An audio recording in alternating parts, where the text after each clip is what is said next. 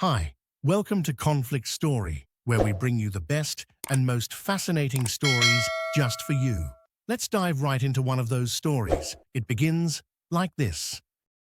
The floodlights hit my driveway like prison searchlights, and I knew my quiet evening was about to turn into something else entirely.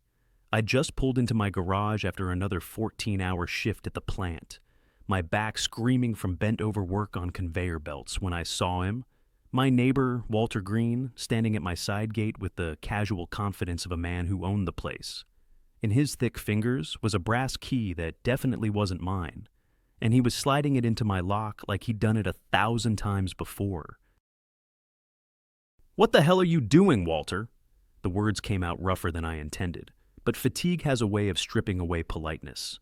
He turned toward me with that smug little smile he'd been wearing more often lately, the one that made his pale eyes disappear into creases of satisfaction. "Oh, hey there, James. Just taking care of some business. The Homeowner Association gave me access to your gate. Makes it easier for me to handle the trash situation, since you're always locking everything up tight." He hefted a black garbage bag over the fence and dropped it onto my property with a wet thud that made my stomach turn. Before I could process what I was seeing, another figure emerged from the shadows near my mailbox. Karen Whitfield, the Homeowner Association's self-appointed enforcer, materialized like some bureaucratic ghost with a digital recorder in her manicured hand. Her blonde hair was perfectly arranged despite the late hour, and her coral-colored blazer looked freshly pressed. "Good evening, Mr. Reynolds. I hope you don't mind, but we're implementing new security protocols in the neighborhood. Mr. Green has volunteered to be our liaison for property maintenance issues."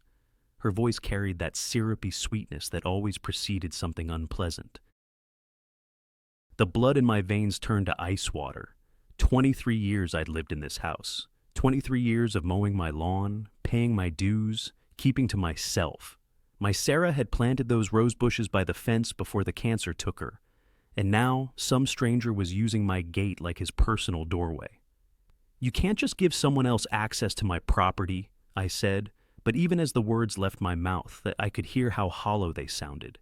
Karen's smile widened, revealing teeth that were too white and too straight. "Actually, according to the updated neighborhood covenant, we can authorize access for maintenance and safety purposes. It's all very legal, I assure you." Walter was already heading back toward his own yard, the empty keyring jangling in his pocket like coins in a beggar's cup. His wife, Patricia, stood silhouetted in their kitchen window, watching the scene unfold with the blank expression of someone who'd seen this performance before. The woman who used to bring me casseroles after Sarah's funeral now looked through me like I was a stranger. "Don't worry, James," Walter called over his shoulder. "I'll take good care of things over here. You just focus on your work." The condescension in his voice made my jaw clench so hard I thought my teeth might crack. That's when I noticed the girl.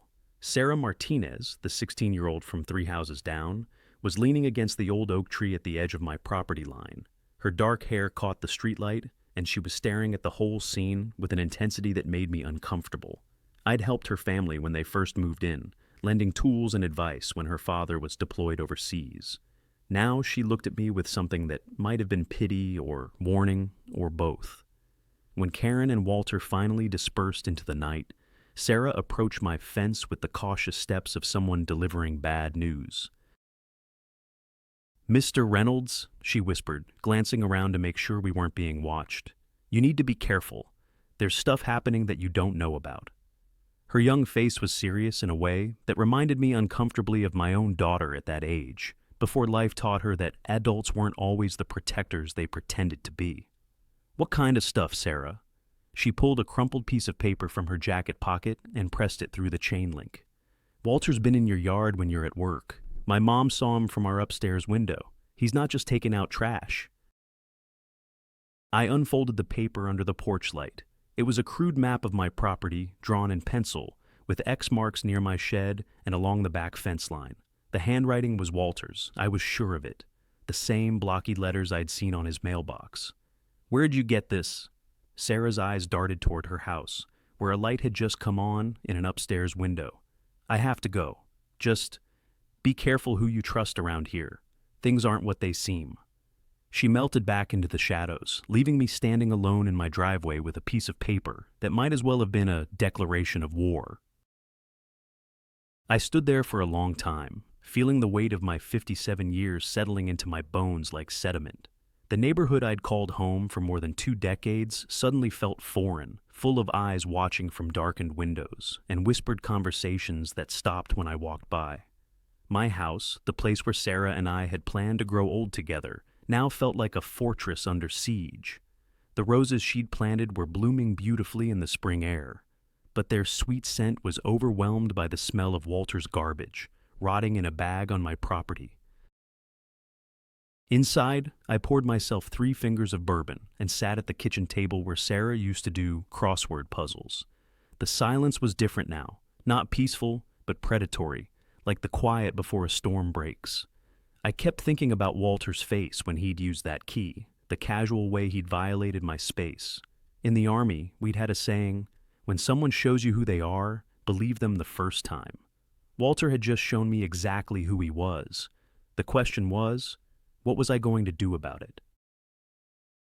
The bourbon burned going down, but it didn't warm the cold knot of anger that was forming in my chest. I'd spent my whole life being the reasonable man, the guy who worked hard and minded his own business. But reasonable men, I was beginning to understand, were exactly the kind of people that folks like Walter and Karen counted on. They built their little empires on the assumption that good people would just take it, just bend over and accept whatever treatment was handed down from on high. Well, maybe it was time for this reasonable man to become something else entirely. The next morning brought the kind of spring sunshine that should have made everything feel hopeful, but I woke up with the taste of dread in my mouth, and Walter's map still crumpled on my nightstand. I'd barely slept, my mind churning through possibilities like a broken engine stuck in reverse. The bourbon hadn't helped, and neither had the dreams where Sarah stood in our garden, pointing at strangers trampling through her roses, while I watched helplessly from behind glass. I was nursing my second cup of coffee when the doorbell rang with the aggressive persistence of someone who wasn't going away.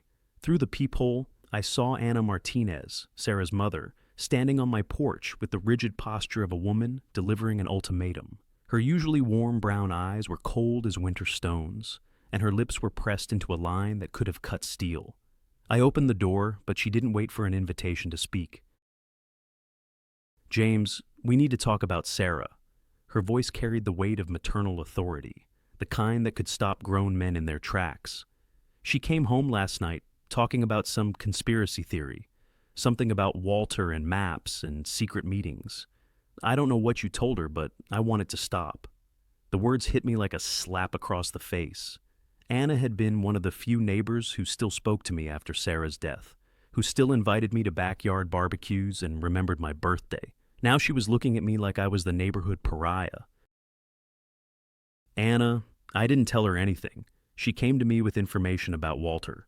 But she cut me off with a sharp gesture, her gold wedding ring catching the morning light. "Walter's been nothing but helpful since David deployed. He fixed our fence, he helps with the heavy lifting, he even drove Sarah to school when I had the flu. Whatever paranoid nonsense you're cooking up, leave my daughter out of it." The betrayal in her voice was like a physical blow. I watched her walk away, her shoulders squared with the righteous anger of a mother protecting her child, and realized that Walter's influence had already spread further than I'd imagined. The isolation hit me then, sharp and immediate as a knife between the ribs. In the space of 12 hours, I'd gone from being a quiet, respected member of the community to some kind of unhinged troublemaker in the eyes of my neighbors. I stood in my doorway, watching Anna disappear into her house, and felt the walls of my world shrinking around me like a prison cell. The morning air that should have been sweet with the scent of blooming flowers now tasted bitter with the smoke from someone's illegal burn pile. By noon, the psychological warfare had begun in earnest. Walter appeared in my backyard while I was trying to repair a section of fence that had mysteriously loosened overnight. He didn't acknowledge my presence at first, just went about his business with the casual efficiency of a man who belonged there. He was wearing work gloves and carrying a small shovel, and he moved through my garden beds like he was following a map, which I realized with growing horror he probably was. "Beautiful day, isn't it, James?"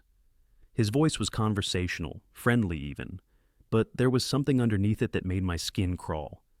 I was just checking on some drainage issues. Karen mentioned there might be problems with water runoff affecting the whole block. He knelt down near Sarah's rose bushes and began poking at the soil with his shovel, each thrust feeling like a violation. You know, Patricia and I were just saying how much we miss Sarah. She had such a green thumb. It's a shame to see the garden getting a little neglected. The rage that swept through me was hot and immediate, like touching a live wire. Sarah's garden hadn't been neglected. I'd tended it like a shrine, watering every plant she'd touched, pruning every bush she'd planted. But Walter's words had been chosen carefully, designed to hit where it would hurt most. "Get off my property, Walter." The words came out low and dangerous, carrying 30 years of military training and barely contained fury. He looked up at me with mock surprise, his pale eyes wide with artificial innocence. "Oh, I'm sorry, James. I thought we'd established that the Homeowner Association has authorized me to—" He never finished the sentence because I was moving toward him with the kind of deliberate steps that had once made enemy combatants think twice about their life choices. Walter scrambled to his feet, still clutching his shovel, but some survival instinct must have kicked in because he backed toward the gate without another word. "This conversation isn't over," he called over his shoulder, but his voice had lost its casual confidence. That afternoon, I started my own investigation. If Walter wanted to play games, I'd show him how a man with military training and nothing left to lose could play them back. I positioned myself at my kitchen window with a pair of binoculars I'd used for bird watching with Sarah, and I watched. Walter's house sat directly across from mine, a mirror image of ranch-style suburban conformity. But now I was seeing it with different eyes. The first thing I noticed was the traffic. Cars I didn't recognize came and went at odd hours, parking just long enough for someone to run inside and then disappearing again. The second thing was Patricia's behavior. Walter's wife moved through their house like a ghost, appearing briefly at windows before vanishing again. She'd lost weight since I'd last really looked at her, and there was something in her posture that spoke of fear rather than grief. Then I saw something that made my blood run cold. Around 3 in the afternoon, when most people were at work or school, Walter emerged from his house carrying what looked like a small metal detector. He walked directly to the property line between our yards and began sweeping it back and forth with the methodical precision of someone following instructions. Every few minutes, he'd stop and make marks on a piece of paper, the same kind of crude mapping I'd seen on Sarah's note. But the most disturbing discovery came just before sunset. I was watching Walter's house through the binoculars when I saw Sarah at his front door. She wasn't being dragged there. She'd come on her own, looking around nervously before knocking. Walter answered immediately, like he'd been waiting for her, and ushered her inside with a kind of paternal concern that made my stomach turn. Through their front window, I could see them sitting at Walter's kitchen table, heads bent together over what looked like documents or photographs. 20 minutes later, Sarah emerged from Walter's house looking like she'd seen a ghost. Her face was pale, her hands were shaking, and she kept glancing back over her shoulder as she hurried toward home. But she didn't go straight to her house. Instead, she took a detour that led her past my property line, where she dropped something small and white into my mailbox before disappearing into the growing darkness. The note was brief but terrifying. "He knows I talked to you. Mom thinks I'm making trouble. Walter showed me pictures of your wife's grave. He said accidents happen to people who don't mind their own business. I can't help you anymore. I'm sorry." The paper was damp with what might have been tears or sweat, and her handwriting looked hurried, desperate. I stood in my driveway holding that note as the streetlights flickered on around me and felt something fundamental shift inside my chest. This wasn't just about property rights or neighborhood politics anymore. Walter had just threatened the memory of my dead wife and terrorized a 16-year-old girl. The reasonable man I'd been for 57 years was finally, completely dead. What was taking his place was something harder, something that had been forged in desert warfare and tempered by loss. I looked across the street at Walter's house, where warm light spilled from the windows and shadows moved behind curtains like players in some twisted domestic drama, Tomorrow, I decided, the real game would begin, and Walter Green was about to learn that some men, when pushed far enough, don't just push back, they push through everything in their path. The war began at dawn with the sound of machinery grinding to life in Walter's backyard. I'd been awake since 4, sitting at my kitchen table with my father's old service revolver cleaned and loaded on the placemat, where Sarah used to set her morning coffee. Not that I planned to use it, but some battles require the weight of steel in your hand to remind you who you used to be. Through my window, I watched Walter setting up what looked like a small excavator, the kind contractors use for landscaping projects. He was dressed in work clothes that looked too new, too clean, like a costume meant to suggest legitimacy. Patricia stood behind him, holding a clipboard, her face drawn and anxious in the pale morning light. They were preparing to dig, and I had a sick feeling I knew exactly what they were looking for. The pieces had fallen into place during my sleepless night. Walter's metal detecting, his interest in my property lines, the way he'd mentioned Sarah's grave, it all pointed to one terrible possibility. When we'd bought this house 24 years ago, the previous owner had mentioned an old septic system that had been decommissioned and filled in somewhere on the property. Sarah and I had never bothered to locate it exactly, but property records would show its approximate location. And if Walter had access to those records through his connections with the Homeowner Association, I was watching him position his excavator when I realized this was never about trash pickup or neighborhood maintenance. Walter was treasure hunting on my property, looking for something valuable enough to justify months of psychological warfare. The old septic tank, if it was still intact, could be worth thousands to a contractor willing to excavate and resell the concrete and metal components. But he needed access to my yard to find it, and he needed me discredited and isolated, so no one would believe my complaints when the theft inevitably came to light. That's when I saw the genius of his strategy. By positioning himself as the helpful neighbor and me as the paranoid troublemaker, he'd created the perfect cover for systematic robbery. When I eventually discovered my property had been excavated, who would believe the crazy old man's accusations against the pillar of the community? Even Anna Martinez had turned against me, convinced that I was the problem, not Walter. But Walter had made one crucial mistake. He'd underestimated exactly how dangerous a man could become when he had nothing left to lose except his honor. I called in sick to the plant for the first time in 3 years, then spent the morning making preparations that would have made my old drill sergeant proud. By noon, I had everything I needed: a borrowed video camera from the church AV equipment room, a case of beer that had been gathering dust in my garage since Sarah's last birthday, and a story that was just crazy enough to work. The performance began around 2 o'clock, when Walter's excavator started hitting concrete 20 feet from my back fence. I stumbled out of my house wearing yesterday's clothes and carrying an open beer bottle, weaving slightly as I approached the property line. "Walter!" I called out, slurring my words just enough to suggest I'd been drinking since breakfast. "What are you doing over there, buddy?" Walter shut off his machine and climbed down with the careful movements of a man who'd been expecting this confrontation. "Just some drainage work, James. Nothing that concerns you." But I could see the tension in his shoulders, the way his eyes kept darting toward whatever he'd uncovered in that hole. Patricia had disappeared entirely, probably back to their house to call Karen, or whoever else was part of this scheme. "Drainage, huh?" I swayed on my feet, then pulled out my phone and started recording video with the clumsy movements of a drunk man trying to operate technology. "That's funny, 'cause it looks like you're digging up my old septic tank. You know, the one that's on my property?" Walter's face went pale, but I wasn't finished. I raised my voice so the neighbors would hear, playing the part of the belligerent drunk to perfection. "Hey, everybody, come see what Walter found in my backyard." The genius of the plan revealed itself as windows began opening up and down the street. Mrs. Henderson from 2 doors down actually came outside, drawn by the commotion.